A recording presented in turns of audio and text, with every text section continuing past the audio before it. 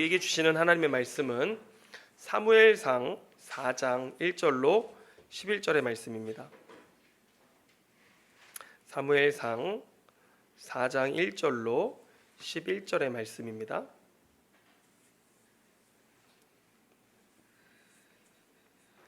다 찾으셨으면 아멘 하시기 바랍니다. 자, 우리 한 절씩 교독하도록 하겠습니다. 제가 먼저 읽습니다.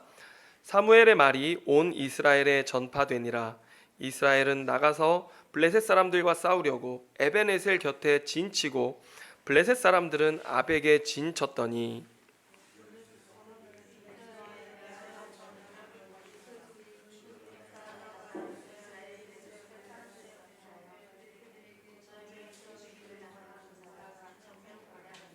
백성이 진영으로 돌아오매 이스라엘 장로들이 이르되 여호와께서 어찌하여 우리에게 오늘 블레셋 사람들 앞에 패하게 하셨는고 여호와의 언약궤를 실로에서 우리에게로 가져다가 우리 중에 있게 하여 그것으로 우리를 우리 원수들의 손에서 구원하게 하자 하니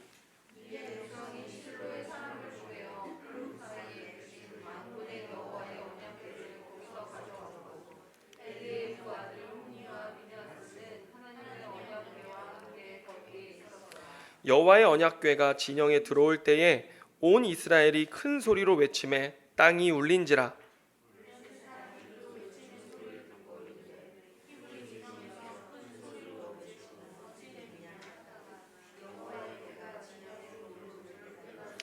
블레셋 사람이 두려워하여 이르되 신이 진영에 이르렀도다 하고 또 이르되 우리에게 화로다.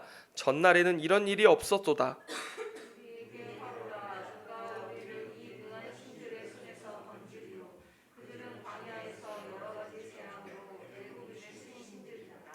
너희 블레셋 사람들아 강하게 되며 대장부가 되라. 너희가 히브리 사람의 종이 되기를 그들이 너희의 종이 되었던 것 같이 되지 말고 대장부 같이 되어 싸우라 하고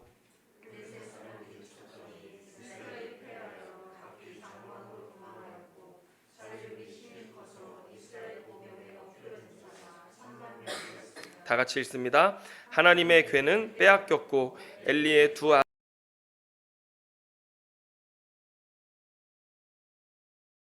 가지고 하나님이 찾으시는 왕 여섯 번째 말씀을 함께 나누도록 하겠습니다. 제가 주보에 송구영 신예배 설교 제목을 오타를 냈습니다. 그래서 지금 미리 알려드리겠습니다. 수정해 놓으세요. 제목이 뭐냐면요, 그는 여호와시다 이겁니다. 그는 여호와시다. 제가 이따가 송구영 신예배 때 퀴즈를 내서 맞추시는 분에게는 소정의 또 선물을 드리도록 하겠습니다. 양해해 주시기를 바라겠습니다. 네, 자 오늘 우리가 본문 1절에서 주목해야 할 단어가 하나 있습니다. 1절에 그게 뭐냐면 말이라고 하는 단어입니다. 말. 자, 본문에 이게 누구의 말이냐? 누구의 말입니까? 사무엘의 말입니다. 자, 우리가 3장 19절로 가서 한번 다시 읽어봅시다. 한번 여러분 그 3장 19절 한번 가보겠습니다. 자, 같이 읽습니다. 시작. 사무엘이 자라매 여호와께서 그와 함께 계셔서 그의 말이 하나도 땅에 떨어지지 않게 하시니 이렇게 말씀합니다. 여기도 말이 나오죠. 여러분 사무엘이 여기 19절에 보면 자라고 또 자라고. 여러분 우리가 계속 지금 사무엘에 대해서 성경이 묘사하는 바를 보면 뭘 얘기하고 있어요? 자라고 있다라는 걸 얘기합니다. 계속 자라고 있다, 자라고 있다. 그리고 자라더니 그때부터는 여호와께서 그에게 함께 계신다. 여러분 19절 보면 여호와께서 그와 함께 계셔서 그의 말이 하나도 땅에 떨어지지 않게 하셨다 이렇게 말씀하고 있습니다. 여러분 이게 무슨 말이냐? 말이 땅에 떨어지지 않았다라고 하는 말은 뭐냐면 성취되었다라는 말입니다. 그래서 이게 선지자가 되었다라고 하는 뜻입니다. 그래서 여러분 선지자는 하나님이 입에 담아주신 말을 선포하고 그 말이 성취되어지는 것을 사람들이 보면서 아, 저 사람이 참으로 하나님으로부터 보냄받은 선지자구나 라고 하는 것을 알게 되거든요. 그래서 참 선지자, 거짓 선지자를 구별할 때 그 말이 땅에 떨어져요. 그러니까 성취되지 않아요. 그러면 그는 거짓 선지자입니다. 그런데 그 말이 성취되어지기 시작하는 것을 보기 시작하면 백성들은 저가 하나님이 보낸 사람이구나 라고 하는 것을 깨닫고 그에게 나아가게 되어지는데요. 여러분 예수님도 이 땅에 오실 때 어떻게 오셨습니까? 요한복음 1장 14절에 보면 말씀이 육신이 되어 오셨다라고 말씀하십니다. 예, 선지자로 오신 것이죠. 말씀이 육신이 되셔서 이 땅에 오셔서 우리 가운데 거하심에 우리가 그의 영광을 보니 아버지의 독생자의 영광이요 은혜와 진리가 충만하더라 이렇게 말씀합니다. 여러분 말씀이 육신이 되어 오셨다. 그는 그의 몸 자체가 그분의 존재 자체가 하나님의 메신저로 이 땅에 오셔서 그 말씀을 이 땅에 살아가면서 예수님은 우리에게 복음을 증거하시고 살게 하셨는데 저의 그 구약 선생님 중에 한 분이신 김혜권 교수님이 강의 때 이런 얘기를 하신 적이 있어요. 예수님이 말씀이 육신이 되어서 오셨지 않냐? 너희도 말씀을 육신에 임하게 하는 삶, 육신으로 살아내는 삶을 살아내야 된다라고 저희한테 말씀하셨던 적이 있었는데, 여러분 말씀이 육신이 되면 어떻게 되는 줄 아십니까? 예? 영광이 나타납니다. 영광이 나타나니, 근데 그 영광은 누구의 영광이냐? 하나님의 영광이요. 그리고 은혜와 진리가 충만했다. 말씀이 충만하고 진리가 충만한 사람의 삶에는 하나님의 영광이 나타나기 시작하고 그 사람의 특징이 있어요. 뭐냐면 은혜가 충만합니다. 그래서 예수님 여러분 어떤 분이셨어요? 은혜가 충만한 분이셨어요. 예. 그래서 이 땅에 오셔서 자비와 긍휼과 은혜를 베푸시는 하나님, 살리시는 하나님, 용서와 회복의 하나님, 이게 말씀이 충만하셨던 예수 그리스도의 모습이셨어요. 그래서 이 땅에 오셔서 종말을 선포하시면서 예수님은 그 하나님의 나라 가운데 뭘 선포하셨어요? 은혜의 해를 선포하셨던 것입니다. 그래서 여러분 교회 안에 하나님의 영광의 충만한 모습은 어떻게 나타나느냐? 우리 각 사람의 삶에 하나님의 은혜가 나타나기 시작해요. 그 은혜가 우리의 삶을 통해 흘러가기 시작하고요. 예, 이런 것들이 선지자로 오신 예수님의 사역이었습니다. 그런데 오늘 하나님께서 우리 시대, 저도 잘 모르겠어요. 우리 시대에도 여전히 하나님은 선지자를 부르시는가? 잘 모르겠습니다. 하지만 한 가지 분명한 건 있습니다. 우리도 선지자적인 삶과 사역을 살아갈 수는 있습니다. 아멘입니까? 자, 어떻게 살아가는가? 여러분 우리가 창세기 말씀으로 조금 가보면 창세기에 보면은 죽지 않고 들려 올라간 에녹에 대한 기사가 있습니다. 자, 그런데 신약 성경 유다서에 가보면 이 창세기의 에녹을 언급하면서 뭐라고 얘기를 하냐면 유다서 1장 14절 15절에 이런 말씀이 있습니다. 아담의 7대 손 에녹이 이 사람들에 대하여도 예언하여 이르되, 자, 지금 에녹이 어떤 사람이라고 돼 있어요? 예언자라고 이야기합니다. 보라, 주께서 그 수만의 거룩한 자와 함께 임하셨나니 이는 뭇사람을 심판하사 모든 경건하지 않은 자가 경건하지 않게 행한 모든 경건하지 않은 일과 또 경건하지 않은 죄인들이 주를 거슬러 한 모든 완악한 말로 말미암아 그들을 정죄하려 하심이라 하였더라. 에녹이 이 땅에 와서 예언자가 되었는데 어떻게 예언자가 되었느냐? 여러분 우리가 창세기 5장에 보면 에녹이 65세에 아들을 낳습니다. 하나님이 주신 아들을 낳는데 이름이 뭐예요? 무두셀라예요. 무두셀라. 무두라는 말과 셀라라는 말의 합성어예요. 두 단어의 합성어인데 그게 뭐냐면 이 사람이 죽으면 심판이 온다라고 하는 뜻입니다. 그래서 에녹은 하나님 자식을 주셨는데 그의 이름을 지어주시기를 뭐라고 지어주신 거예요? 무두셀라라. 이 아이가 죽으면 심판이 온다라고 했고, 여러분 성경에서 가장 오래 살았던 사람 누구예요? 무두셀라. 하나님의 기다림, 인내, 하나님의 은혜를 뜻하는 이 무두살레의 긴 삶, 가장 오래 장수했던 삶이 하나님의 은혜를 나타내는 것인데 결국 무두셀라가 죽는 그때에 노아 홍수가 시작됐던 것입니다. 그래서 에녹은 하나님이 자기에게 담아주신 이 아들의 이름을 통한 메시지, 그 말씀을 가지고 그 말씀을 받은 순간부터 300년 동안 하나님과 동행하기 시작하였더라 이렇게 얘기합니다. 왜요? 알았던 것이죠. 이 아이가 죽으면 하나님의 종말이 온다, 심판이 온다라는 것을 알았기 때문에 오늘 이 땅에서 그 예언의 말씀을 선포하기 시작했던 것입니다. 유다서가 말한 것처럼 경건하지 않은 자들이 행한 모든 악한 일에 대해서 회개하라고 선포하였고, 그들의 완악한 말에 대해서 하나님 심판하실 거라고 말했고, 하나님이 임하실 것이라고 유다서에서 에녹은 선포했다라고 이야기하고 있는 것입니다. 여러분, 오늘 저와 여러분도 마찬가지입니다. 하나님께서 오늘 저와 여러분에게도 약속의 말씀을 주셨습니다. 아멘입니까? 여러분, 사도행전 1장 11절에 보면 예수님께서 승천하시면서 이렇게 말씀하셨습니다. 이르시되 갈릴리 사람들아 어찌하여 서서 하늘을 쳐다보느냐? 너희 가운데서 하늘로 올려지신 이 예수는 하늘로 가심을 본 그대로 오시리라 하였느니라. 또 요한복음 14장에도 이런 말씀이 있습니다. 14장 1절로 3절에 우리가 잘 아는 말씀인데 너희는 마음에 근심하지 말라. 하나님을 믿으니 또 나를 믿으라. 내 아버지 집에 거할 곳이 많도다. 이 말씀을 하셨습니다. 그래서 여러분, 우리가 분명히 아는 사실 뭐예요? 우리가 믿음을 갖고 신앙생활하면서 분명히 아는 사실 하나는 뭐냐면 주님 다시 이 땅에 오실 것이다 라고 하는 것입니다. 그리고 우리를 구원하여 천국에 하나님 나라에 데려가실 것이다 라고 하는 것을 우리는 아는 것입니다. 여러분, 이 하나님의 말씀, 예수님의 말씀은 하나도 땅에 떨어지지 않을 줄로 믿습니다. 왜냐하면 마태복음 24장 35절에 주님 말씀하셨어요. 천지는 없어질지언정 내 말은 없어지지 아니하리라. 여러분, 없어지지 아니하고 반드시 이루어질 말, 땅에 떨어지지 아니하고 반드시 성취될 말이 오늘 우리에게 있는 줄로 믿으시길 바랍니다. 이 말씀이 우리에게 있기 때문에 여러분, 우리 어떻게 살아갈 수 있는 거예요? 선지자적으로 살아갈 수 있는 것입니다. 그날이 올 것이다.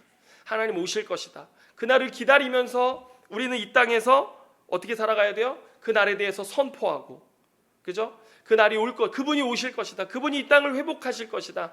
그분이 이 땅을 다시 온전케 하시고 구원하실 것이다.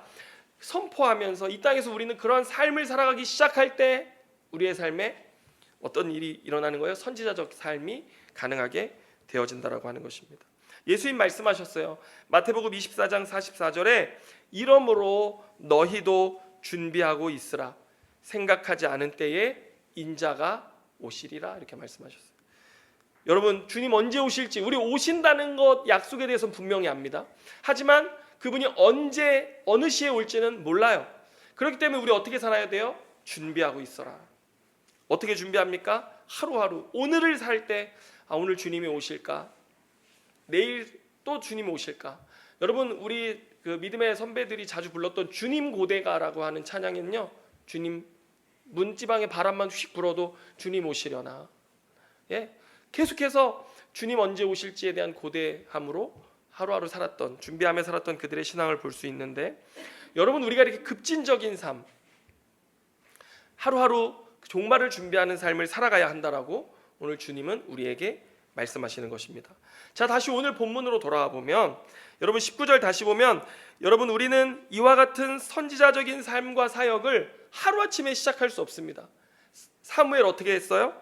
자라고 또 자랐습니다. 말씀 속에 자라고 또 자랐더니 어떻게 돼요? 여러분 21절 한번 보세요.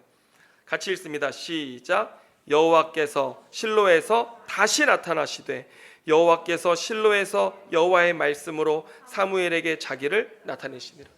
말씀에 거하고 말씀을 듣고 말씀 안에 자라기 시작할 때 그 말씀이 나에게 임하기 시작하는 거예요. 사무엘의 삶의 말씀이 다시 회복되어지기 시작했습니다. 말씀이 희귀하고 이상이 드물었던 그 시대에 하나님의 말씀이 다시 사무엘에게 나타나기 시작했던 것입니다. 여러분, 그런데 우리가 이렇게 선지자적인 삶을 살아가기 시작하면 어떤 일이 나타나는 줄 아십니까? 한번 우리 20절 말씀 볼까요?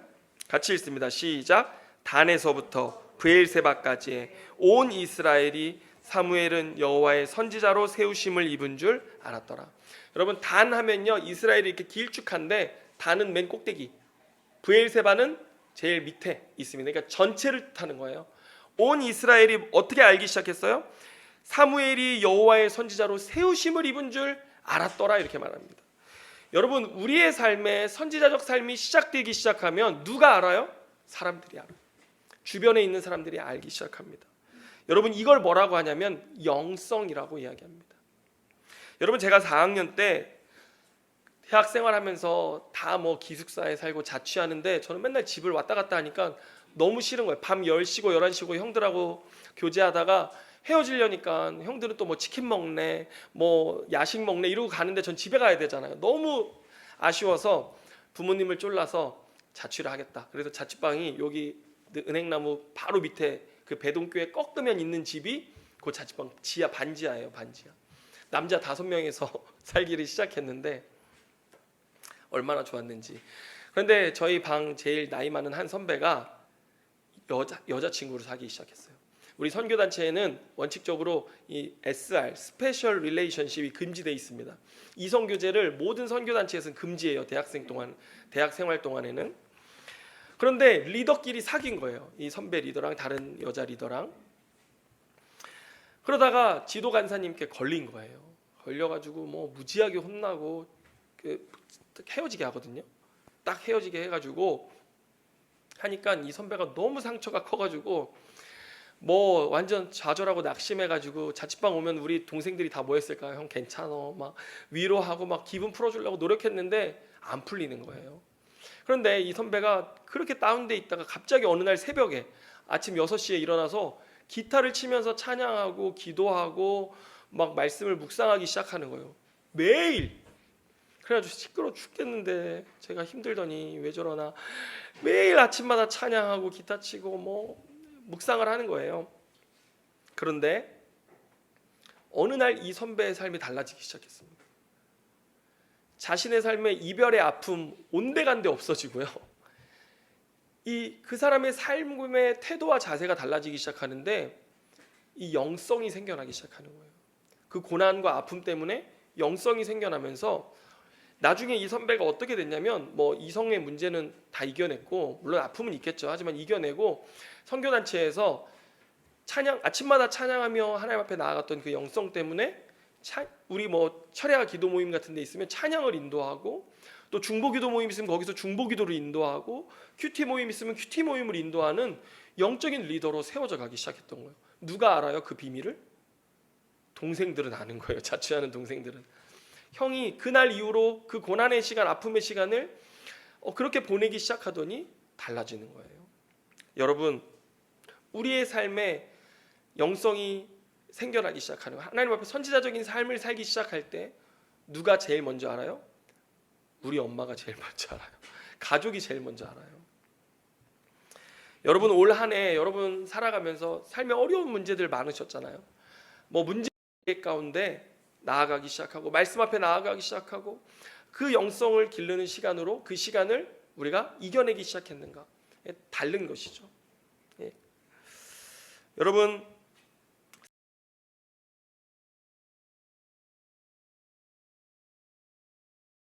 본문 4장 1절에 보면 이제 장성한 선지자가 되었습니다.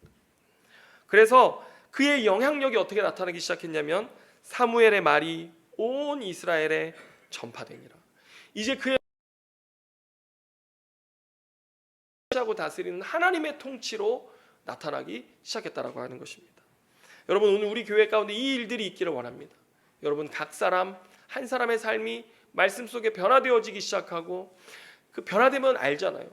그러면 그 사람의 영적인 리더십이 교회 안에서 세워지고 나타나고 하는 이런 일들이 여러분의 삶과 가정과 직장과 일터에서 나타날 수 있기를 주님의 이름으로 축원합니다. 자, 그런데 오늘 본문은 여전히 사무엘과 대조적인 두 아들, 엘리의 두 아들의 모습을 우리에게 조명해주고 있습니다. 자, 블레셋과의 전쟁이 일어났어요. 이스라엘 군과 블레셋 군이 대치하고 있었습니다. 첫 번 전쟁에서 이스라엘이 나갔다가 졌어요. 그러자 그들이 곧바로 한 일이 있습니다. 뭐예요? 성막으로 달려가서 법궤를 가지고 전쟁터에 나온 것입니다.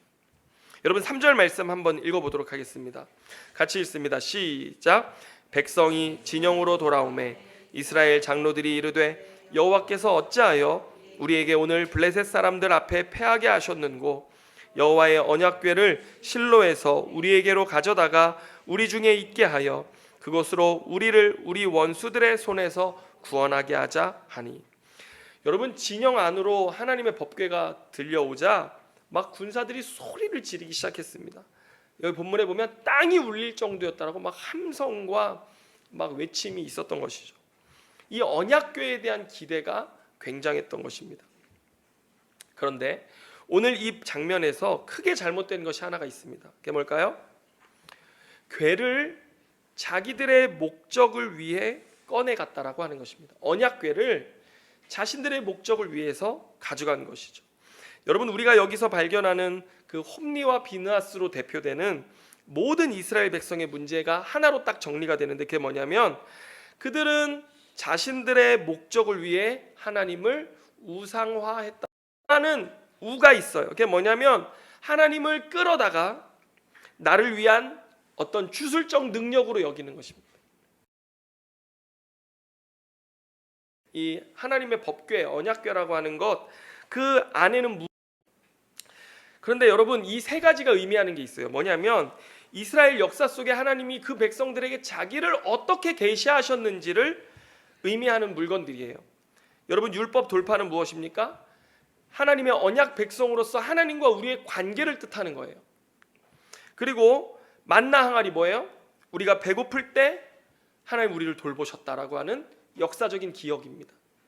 그리고 아론의 쌍난 지팡이는 뭐냐면 그들이 하나님을 배반하고 반역했을 때 어떤 일이 일어났는가라고 하는 것을 보여주는 것입니다. 심판이죠.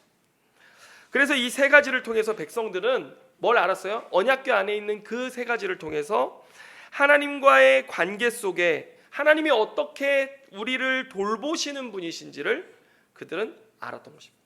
하나님과의 관계가 들어있는 거예요, 그 안에는. 그런데 홈리와 비느하스를 대표로 하는 이 이스라엘 백성은 지금 하나님과의 관계가 어그러져 있잖아요. 하나님과 멀어져서 하나님의 말씀이 희귀하고 이상이 나타나지 않던 때였어요.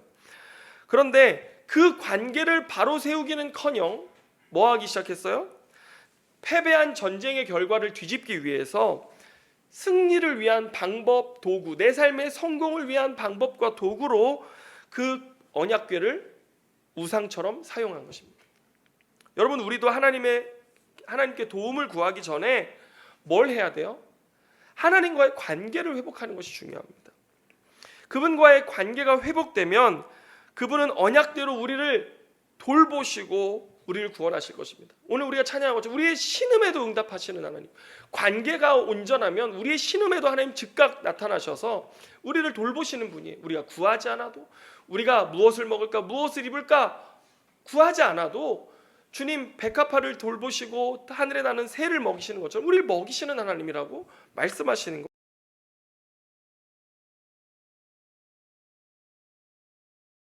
목적과 일을 위해서 하나님을 한낱 우상으로 전락시키고 미신적 능력으로 여겨버리는 우리는 그분의 종이요 자녀요 백성입니다. 그분의 뜻에 순종하는 것이 중요하지 내 일에 그분의 능력이 쓰이는 것은 하나도 중요하지 않습니다.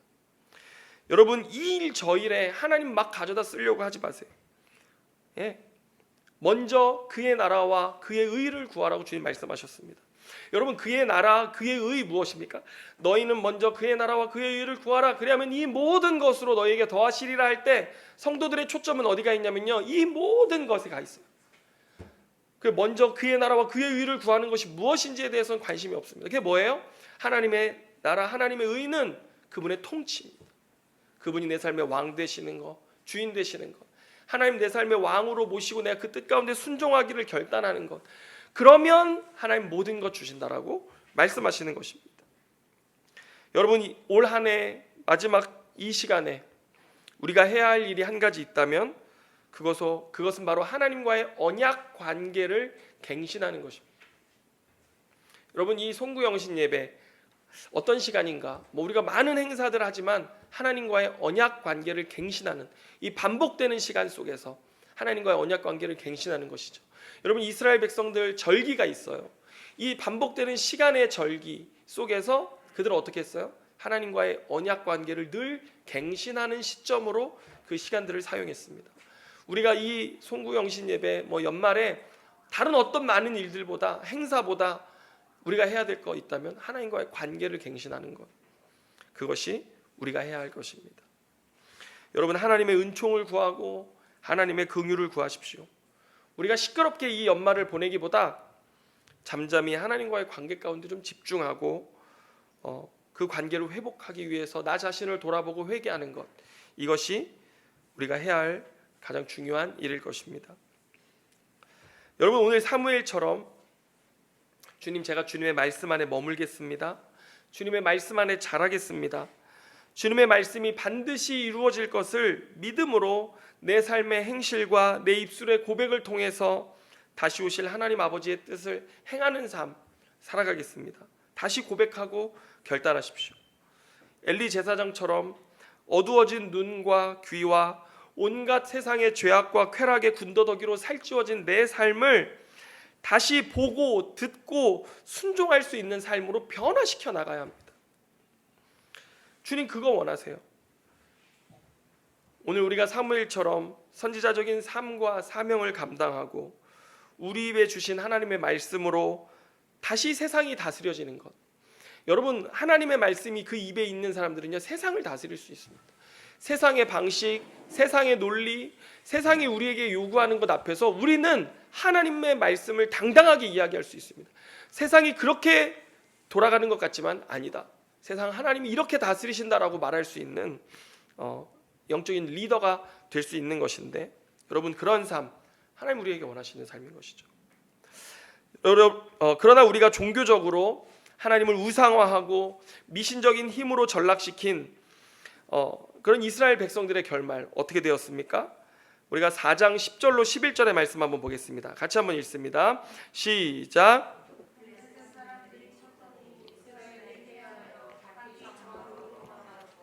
사륙이 심히 커서 이스라엘 보병에 엎드러진 자가 3만 명이었으며 하나님의 궤는 빼앗겼고 엘리의 두 아들 홈니와 비느하스는 죽임을 당하였더라. 여러분, 하나님의 궤를 들고 있음에도 불구하고 패하였습니다. 엘리의 두 아들들에게는 하나님의 말씀대로 심판이 임했고, 여러분, 우리가 18절도 가서 보면요, 엘리는 이 엄청난 소식을 듣고 그 비대해진 몸을 의자에 앉아서 가누지 못하다가 뒤로 넘어져 목이 부러져 죽었습니다. 여러분, 오늘 이 마지막 주간 우리의 필요를 위한 기도와 간구가 아니라 주님이 부르시는 그 자리로 나아가서 주님과의 관계를 새롭게 하기를 원합니다.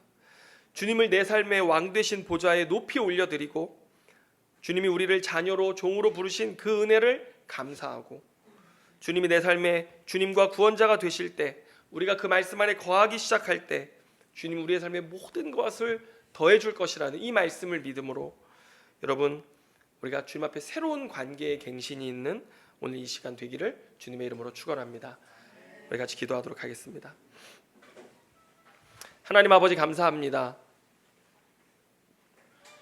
주님, 올 한 해 나의 만족과 나의 유익을 위해서, 나를 위해서 주님을 우상화하고 미신적인 주님을 구하고 기도하였던 모습이 아니었는지 우리가 돌아봅니다. 하나님,